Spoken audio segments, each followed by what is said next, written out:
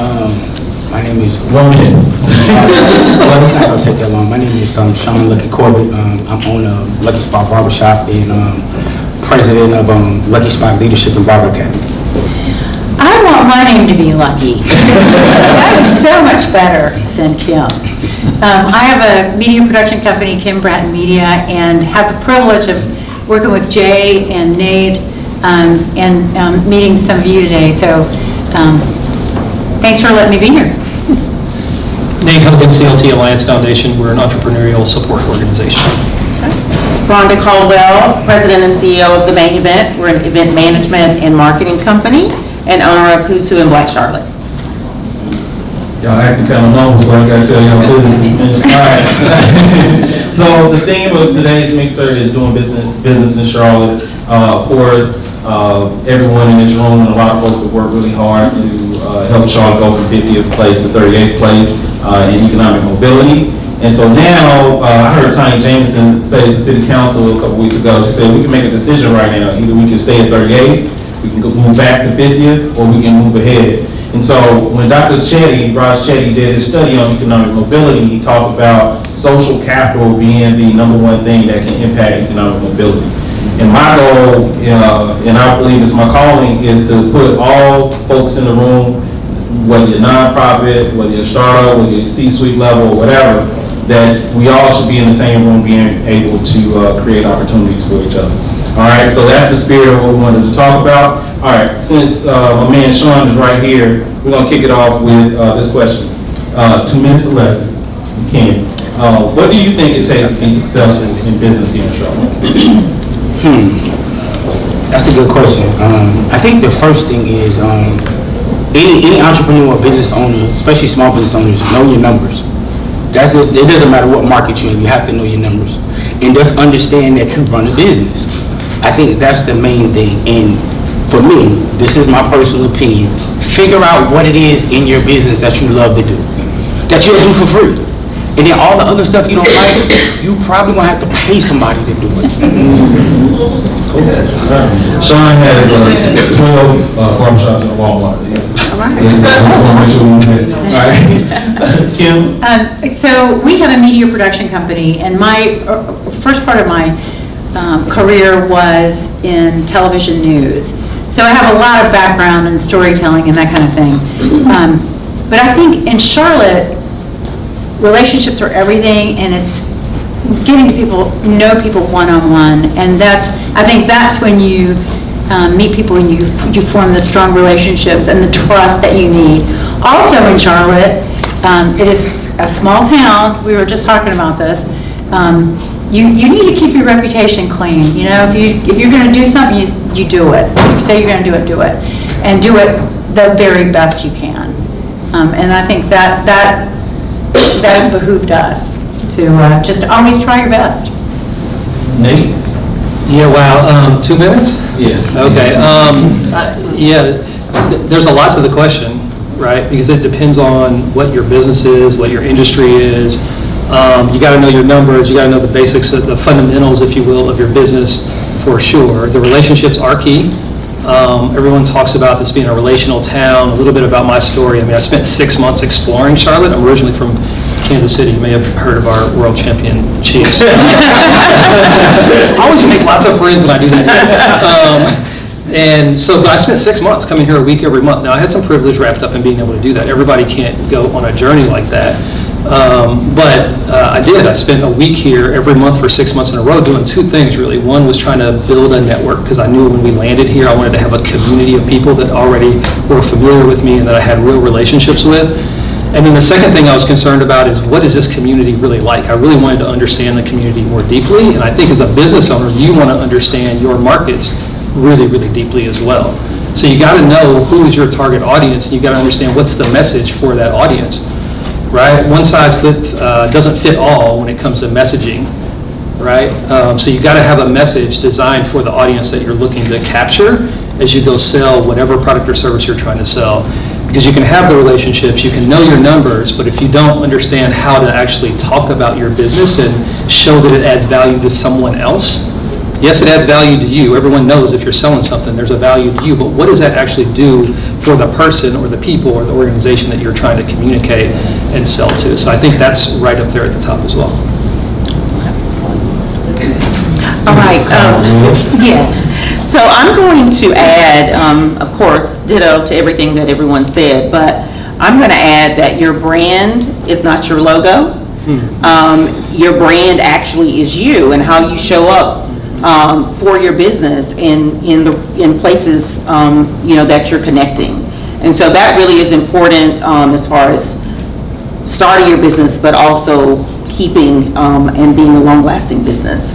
And then the second thing is really just look at who you surround yourself with. Surround yourself with great people, because those are the ones, of course, who will lift you, guide you, give you guidance, and positive reinforcement. All right, so hold the mic right there, Rhonda, Okay. because I want to knock these questions out. All right, so for years, Rhonda, you've produced some of the largest events in the city, worked with all types of businesses, from Fortune 500 companies to churches. I think I came and had lunch with you at a church one time. And, I've always admired you being able to work across several industries and genres, right? But also having a level of excellence no matter who you were working with. And so my question was, what does it take to have years of consistent success across multiple industries in Charlotte? Like, in Charlotte, though, you know what I mean? In Charlotte. Yeah, I know why you put emphasis on that. I think, as Kim mentioned, it's about building relationships. And as Jay is doing, networking. That is the most important thing when I can, connect with someone. I think I connected with Kim years ago in Nabo. Oh my gosh. And so, of course, to come into the room and see her today, you can pick up kind of where you left off, really. And so I think networking is really, really important. Having good work ethic. I can't remember what Cat Williams says. I'm not even trying. They know I'm coming. They know I'm going to be, but anyway, I think the biggest thing is relationships, being consistent with, what you're sharing and doing for your business, with your business, and who you're, connecting to. That's the biggest part, I think. And the other thing, of course, if I had to add anything else to this, it would be, as help me out, Lucky said, I'm just so lucky, Shaun. Understanding the foundation of your business and what is it, how is it made up, the numbers, the structure of the organizations that you're working with, your lawyer, your accountant, and just being able to have a good way of sharing what you do when you get in places that you meet people that you're not expecting to meet. So that would be what I would share. Awesome. Nate, you coming up next, but I want to shout out a couple people. Shout out to my man Desmond with Battery Exchange. Raise your hand, man. Quick acting shy, building a $10 million company. Shout out to Fred Brazil. Fred Brazil, he and I used to do a lot of photo shoots back in the day, but I think he's an insurance salesman right now. All right, shout out. And Christopher Smith is in the building. Rich people made it to the power mix. Kyle Brown, my leadership Charlotte brother, president of the Urban League Young Professionals. Is that right? Congratulations, man. Manuel Campbell, I said something about him already. Who else in there? Oh, we got school board members in here. D. Rankin, what's up, bro? Okay. D. Rankin on our group chat, participate in the shenanigans. Trying not to get in trouble. All right, so Nate, real quick. Now, I do admire this. It's on you. You came to Charlotte, met a whole bunch of people. Yep. I want to talk about what's it like. There's a lot of, raise your hand if you're not from Charlotte. Ooh, what, that's what, 80%, not 85%? All right, so Nate, let's get into the real game, all right? You've only been here 20 months. Yep. You're the president of Charlotte Alliance Foundation. Yep. I don't know how you did that. All right, well, what are your recommendations for all these transplants in here coming into the city who want to launch a successful business? Yeah, well, so first I'd start by saying that 51% of people who live here are native Charlotteans. Okay. So think about that. 49%. In a couple of years, it'll flip. There will be more non-native Charlotteans in this city in the next few years, which is interesting. I don't know if it's good or bad. It's just kind of an interesting stat. Send the native charlatans. See, you threw me off, man. What's the question? What do transplants need to do to be successful in business in Charlotte? Yeah, I mean, I think it goes back to something I said earlier, and what we've all kind of talked about in one way or another is the relationships are key. So, Dr. Chetty focuses on social capital because he understands that networking is one thing, and networking is good and it's important, but social capital is taking it to the next level. So when we think about like the value proposition that we have for small businesses in our foundation versus the old chamber model, right? The old chamber model says, let's get a bunch of small businesses together, they'll hand out business cards to each other, and they'll go about their day. And it's an approach, right? When we talk about social capital, we're talking about being able to connect people to others who can directly benefit their ability to get contracts, right? Which we know is a challenge. All of you guys who are business owners and have been here for a while, I was talking to Irvine about this earlier.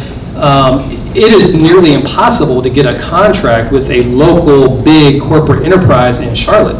And so one of my board members, Brian Delaney, sold a company called Skookum in 2019 for $30 million. He didn't have a single contract in Charlotte.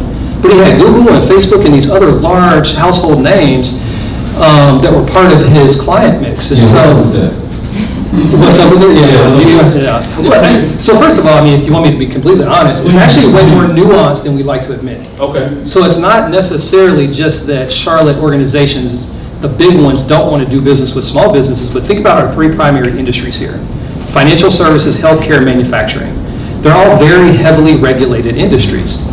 Now, you could argue, yeah, but they kind of hide behind it, and I could kind of argue that a little bit too. But they're not going, if you're a small business and let's say you're a small technology company and you go to Bank of America expecting to get a contract, first of all, if they were willing to give you a contract, it would probably crush you because of the way you would have to build the system and have all the security and have all the people and scale it and all of those things. There's no way you would survive as a business, right? However, if you are selling light bulbs, why can't a big financial services company contract with you? That's a different conversation. So a lot of the work we're doing is trying to create social capital by connecting those small businesses who are ready to talk to a big corporate enterprise, right? And they've proven that they are ready so that they can get contracts and really scale their business. I mean, Desmond's a great example, right? Is a hardware technology company working with Atrium. How many hospitals are you in now? 22. Right? Atrium is the Advocate Health / Atrium is the third largest health system in the country. Right? But he was able to demonstrate that he can go scale and work with an organization that size. And so I think to the extent that you guys who want to do those kind of deals and you want to scale your business in that kind of way, you got to get ready for it first because you don't want to go out of business. And we feel the sense of responsibility to create an environment where those large corporate enterprises are transparent about what the ideal small business looks like so y'all know. Because right now, the narrative is creating itself out here, right? People are saying that this organization doesn't want to do business with small businesses, and it's more complex than that. But I understand the narrative being out there because they're not transparent about what it means to do business with them. And so those are the kind of things that we're trying to accomplish, and it all kind of gets rolled up under that social capital sort of category. That was a long-ass answer. Kim up next. All right, while Kim is grabbing the mic real quick, raise your hand if you transition from one career to another. Raise your hand. Cool. One that I specifically know about is Winston Robinson. Raise your hand, Winston. Yeah, I'm putting on blast. Oh, let me say this real quick. I'm sorry. If you raise your hand if you are in the nonprofit space. One more time. Raise your hand if you've been to the Tuesday morning forum. That's where we met. I know. Because women told me to come, right? Every Tuesday at 8:30 from 8:30 to 10 a.m. at the Belmont Regional Center, right by Opulence Hall. You will be amazed. Politicians, some of the most successful people in Charlotte are there every Tuesday just walking around like it's nothing. So if you're a nonprofit, I think it's mandatory that you go there every week. But I wanted to say Winston had a successful career in experiential marketing, traveling all over the country. The pandemic hit, he pivoted, and now he has applesauce, the applesauce group, correct? And all the white people love him in Charlotte. And I'm just proud of him.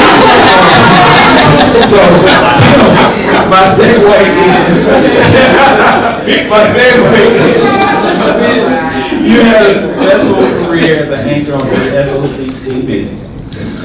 right? And I wanted to know from you, let me find my question, I'm back. Why did I leave? All right, and so now you work with some of the top companies, not only in Charlotte, but all over the country. I know the other week you traveled to Colorado to shoot a commercial or documentary or something. Can you talk about what it was like for you to transition from a successful career and build a top business like you have now? Well, thank you. I would like to just tag on to what Nate said a second ago. And when I quit Channel 9 and started my company, I had no freaking idea what I was doing. And I made every mistake you can make, and I still make mistakes every day. But I did get involved with Nate and his organization, and one of the best things, and I'm very, very grateful for it, he made me go to EO and EOA, and I actually started looking at the business part of my What's EO? entrepreneurs organization. Gotcha. And you're in EOA before you get to $1 million. And I looked at my books, I looked at my business plan, all of that stuff, and it was tremendously eye-opening. It was like an MBA, really. And so I'm grateful for that. Thank you. Oh, I wasn't here, but you're Yeah. Well, it's the organization. Yeah, the program is- And then the other thing was, yeah, it was just hard. It was very, very difficult because I was so used to getting a paycheck. And also, I really loved the television news. It was super fun. You know, I was always in the middle of stuff. I was very curious. I got to ask questions that were invasive. But you know, after a while, you get to the point where you're kind of outgrown that. You know, and it was just time for me to do something else. But it was hard. But it was fun. Awesome. All right. While Shaun is getting ready for me to mess with him real quick, shout out to Irvin and Sloan. We're navigating Gray. Who, if you have a nonprofit, raise your hand again.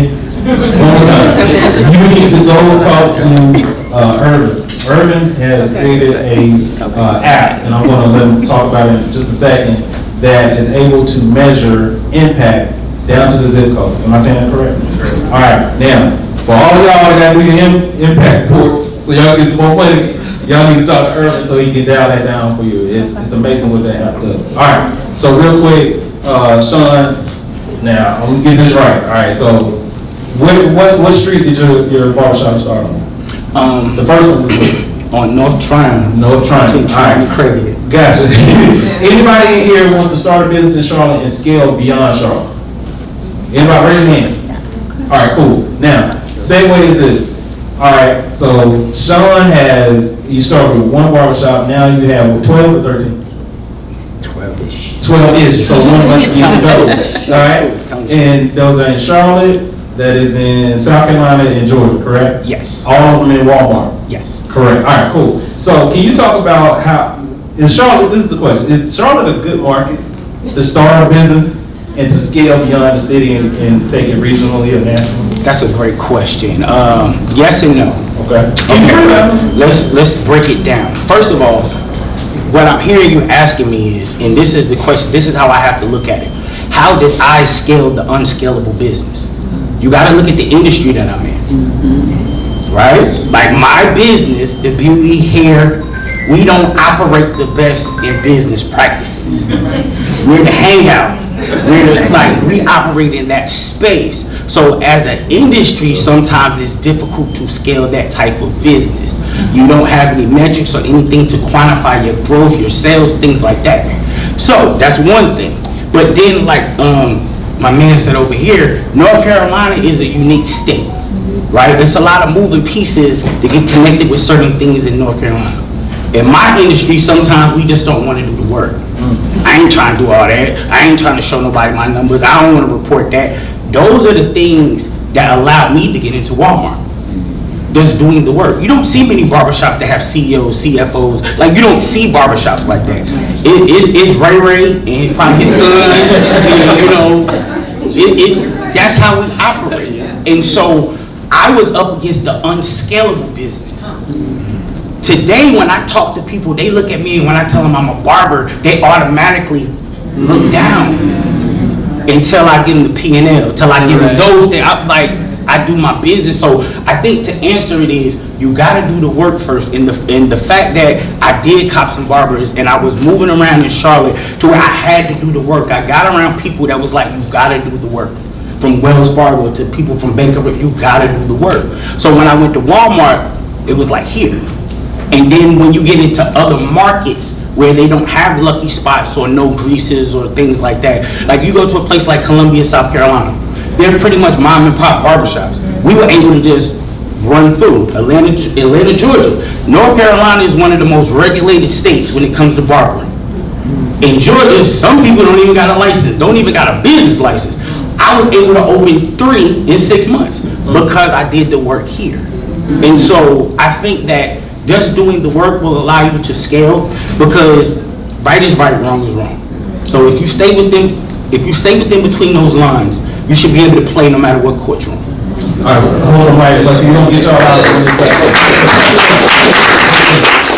Melanie Pratt from Praise 100.9.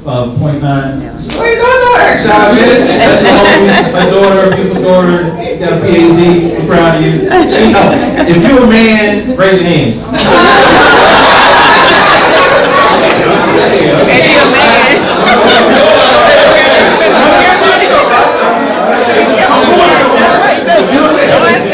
If you identify as a man, raise your hand. All right. If you got jacked up feet, keep your hand up.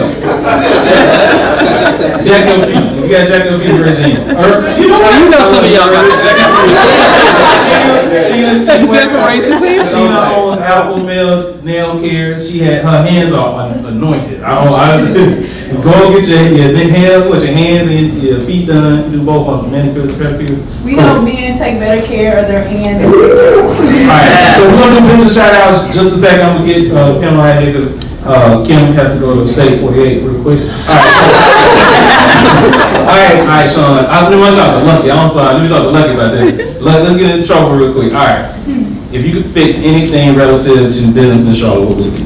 More people be who they say they are. I think we need a follow-up on that.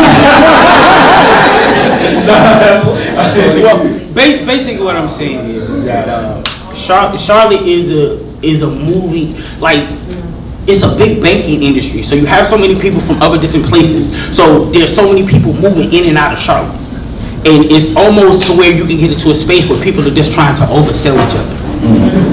But then when it comes to do the work, emails get dropped, no response. It's just basically being who you say you are. Protecting your brand, becoming that brand. Like when you see Lucky Spot, you know what it stands for. I tell people all the time, I was talking to Johnny, we had lunch. I said, I'm actually Shaun now. I started out as Lucky, but Lucky became his own thing. Like it's his own thing. So Shaun's just protecting the Lucky Spot. So you have to become the brand. And the number one thing for brand building and brand retention is being who you say you are. Follow, like, what's your mission statement? What's your vision? What's on your website? Does it align when people walk in your business? You can walk into one of my barbershops without me being there, and you can see my thumbprint on it. And that's just very important. That's what's up. That's right. Kim, if you could fix anything in Charlotte, what would it be, as far as business is concerned? I think this is key. I think more meetings like this where you actually talk one-on-one with people and you know, what are you doing? How's it going? What do you need? And I think the networking is, going back to it's key. There's just not enough hours in the day, really. But I love the relationship factor of it. Maybe. Keep it real. Yeah, we need to create a more productive, effective, and healthy ecosystem for entrepreneurs. What we have today is not working. Right, and that's a system level activity that has to happen. There's a lot of money being thrown around. There's a lot of organizations in the ecosystem. There's not a lot of outcomes and results. And that's a problem for the foreseeable future, right? I don't have the magic bullet to fixing it, but it's got to be fixed if we're ever going to grow. Here's the thing, there's 70,000 small businesses in the Charlotte region. Most people don't know that. That's a big number. So it's not like you can't start a business in Charlotte. Can you grow and scale a business is the other question, right? And so the ecosystem isn't set up, not by design, but it's just not set up to be healthy. And so until we get to that system level sort of change, it's going to be difficult to have a more of you guys scaling your business in the way that you want to. How do you do it then? That's a long conversation, Kim. Right. Happy to have it though. Yeah. And by the way, it's not a popular one either. Tell the truth, what we need to Sure. fix in Charlotte. What I recognize really with a lot of people coming into Charlotte that are not Charlotteans, really it's hard for them to navigate. People, you know, they connect to people that they know, and if you don't know anyone, oh my gosh, it is hard to break the barriers, to get into the right places, to get to the network that you need to get established and to build and to grow. And so that's one thing that I think, as he mentioned, this ecosystem for, you know, business owners, but also making a space for people to connect. I mean, because if you're not part of this, the mafia, I'm gonna say the Charlotte Mafia, you know, you really have a hard time figuring out, you know, what you need to do, you know, how to get connected, how to, you know, get a new customer.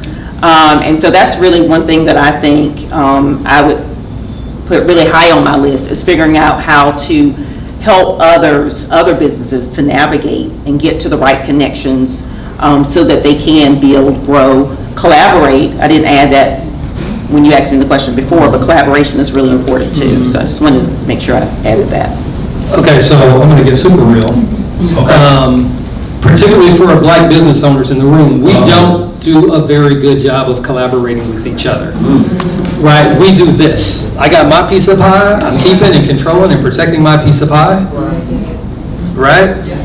So if we really want to grow, you got to collaborate. And there are ways, like legal ways, thoughtful ways that you can protect yourself. Right? But if you want to grow, look, you won't find a single successful large company that has not collaborated with other businesses. You can't do it all yourself, right? And so until we get to a place where we're willing to work with each other, right? And it takes time, and you're going to get, you know, bit and hurt along the way, right? But you'll learn lessons, right? And you'll do it better the next time, and the next time, and the next time. So if you really want to scale, you got to go pull it. Desmond, did you create the hardware you're leveraging? Right? So I mean, you have to be willing to partner with each other, right? And it's hard, I get it, but we gotta get there. Cool. All right, we gotta let the panel go. Rich, can we get a picture of you guys real quick? And then while y'all are getting ready to take a picture, I'm gonna say a couple things that I think we need to fix. Y'all better take a picture. Okay.